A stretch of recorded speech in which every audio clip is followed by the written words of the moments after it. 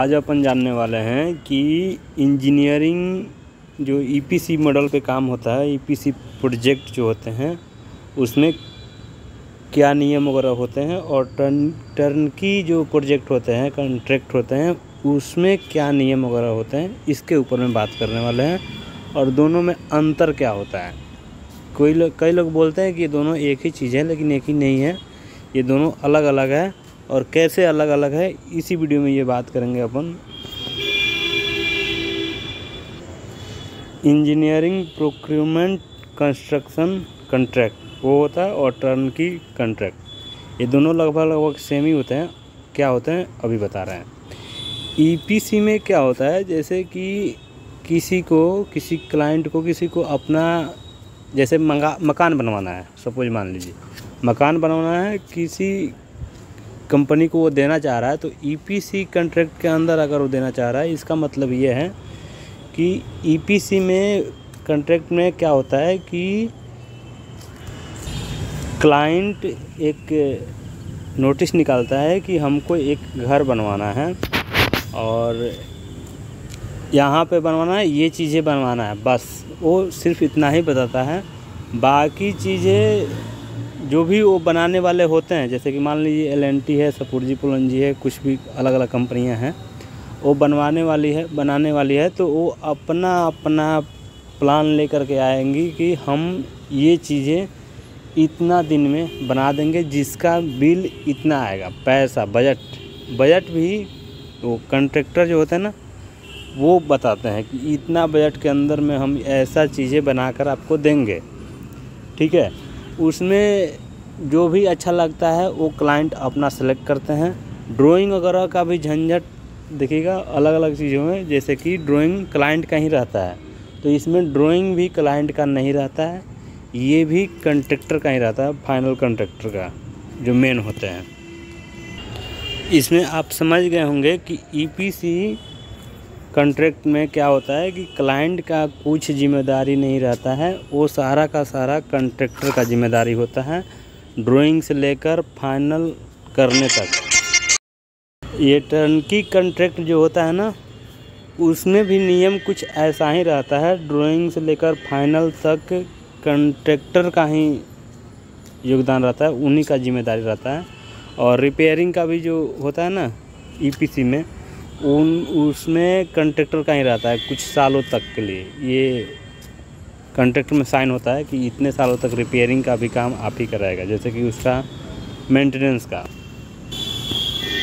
अब अपन जानते हैं कि ये दोनों में अंतर क्या है। अगर ये अंतर चीज़ें समझ गए तो ये साफ साफ समझ में आ जाएगा दोनों में अंतर क्या है, ये दोनों कॉन्ट्रैक्ट कैसे कैसे होते हैं। इसमें अंतर में एक नंबर में ये चीज़ें हैं कि इस प्रोजेक्ट में बजट जो होता है ना, और ड्राइंग बजट और टाइमिंग, ये ईपीसी में जो होता है वो कॉन्ट्रैक्टर के अनुसार होता है। कॉन्ट्रैक्टर अपना जो प्लान सबमिट करते हैं उसमें बताए होते हैं कि इसका बजट इतना जाने वाला है और हम इसको इतना दिन के अंतर में कर देंगे। जैसे कि मान लीजिए इसका बजट 10 करोड़ जाने वाला है और इसको हम 1 साल के अंदर में कर देंगे, ये चीज़ें कॉन्ट्रैक्टर नहीं बताएंगे।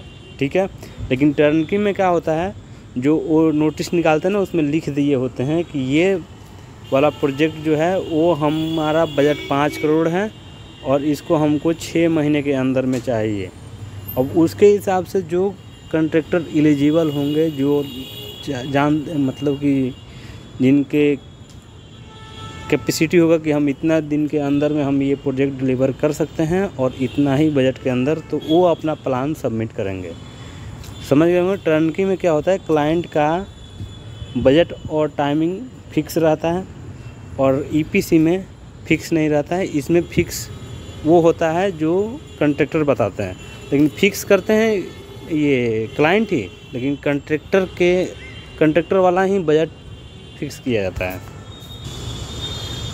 इस दोनों में दूसरा मेजर अंतर ये है कि ईपीसी वाले जो है ना, वो अपने अंडर में सब कॉन्ट्रैक्टर हायर कर सकते हैं। इसके बारे में जिक्र होता है, जो भी कॉन्ट्रैक्ट तैयार होता है ना, उसमें इसका जिक्र रहता है। वो सब कॉन्ट्रैक्टर हायर कर सकते हैं ड्राइंग के लिए, किसी दूसरे कंपनी को, इसके लिए किसी दूसरे कंपनी को, एग्जीक्यूशन के लिए किसी और को, ऐसा करके।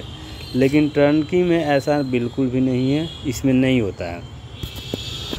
ये था आपका दूसरा नंबर डिफरेंस ईपीसी और टर्नकी में। इस दोनों में तीसरा मेजर अंतर ये है कि ईपीसी जब कॉन्ट्रैक्ट साइन होता है ना, उसमें ये भी बात तय होती है कि इतने दिन के बाद हम यहाँ पे इतना काम फाइनल कर चुके होंगे, 6 महीने के बाद, 1 साल के बाद हम इस काम को यहाँ तक पहुँचा दिए होंगे, 1.5 साल के बाद हम इस काम को इतना कर देंगे। और ये क्लाइंट की तरफ से भी ये वादा किया जाता है कि हम 6 महीने के बाद हम इतना पेमेंट कर देंगे आपको, 1 साल के बाद इतना पेमेंट कर देंगे, ऐसा करके। ठीक है, ये सब बातें ईपीसी के कॉन्ट्रैक्ट में साइन होता है। लेकिन टर्नकी में क्या होता है, टर्नकी में जब एक बार कॉन्ट्रैक्ट बन गया तो उसमें क्या होता है, अब कॉन्ट्रैक्टर जो है वो कुछ भी करे, एनीथिंग, लेकिन जब टाइम लिमिट गया होगा ना, 1 साल 2 साल 3 साल जितना भी, कि इतना दिन के बाद से हम इसको डिलीवर करेंगे, तो आप कुछ भी करिए। वो क्लाइंट बोले तो क्लाइंट कुछ नहीं बोलने वाला है, उसको फाइनल से मतलब है। जितना दिन का वो आपका कॉन्ट्रैक्ट साइन किया गया होगा, 2 साल का मान लीजिए, तो 2 साल के बाद उसको फाइनल चाहिए, बस काम ख़त्म। अब आप 1 साल के बाद क्या किए, काम शुरू किए कि नहीं किए, 6 महीने के बाद काम शुरू किए कि नहीं किए, इसके ऊपर उसका कोई दिमाग नहीं जाएगा, ध्यान नहीं जाएगा। कहने का मतलब ये है। तो ये 3 मेजर डिफरेंस है ईपीसी प्रोजेक्ट और टर्नकी कॉन्ट्रैक्ट में। समझ गए होंगे बात को। और इससे रिलेटेड बस वीडियो में बस इतना ही। आपने हमें इतना समय दिया, थैंक यू वेरी मच। आपको कोई सवाल सुझाव हो तो कमेंट सेक्शन में डाल सकते हैं। धन्यवाद।